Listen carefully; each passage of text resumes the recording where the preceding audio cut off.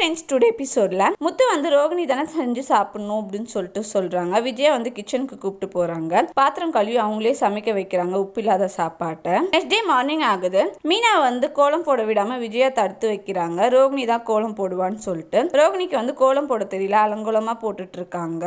எல்லாருமே சாப்பிடறதுக்காக உட்காடுறாங்க. முத்து வந்து சொல்றாரு, நீ தான் சாப்பிடக்கூடாதுல்ல, உனக்கு நீ தானே செஞ்சு சாப்பிடணும் அப்படின்னு சொல்லிட்டு பார்லர் அம்மான்னு சொல்லிட்டு சொல்றாங்க. விஜயாவும் ரோகிணியோட தட்டை புடுங்கி வச்சிடுறாங்க. மனைவியில சரி பாதி தான் ஹஸ்பண்டும், சோ நீயும் சாப்பிடாத அப்படின்னு சொல்லிட்டு சொல்றாங்க.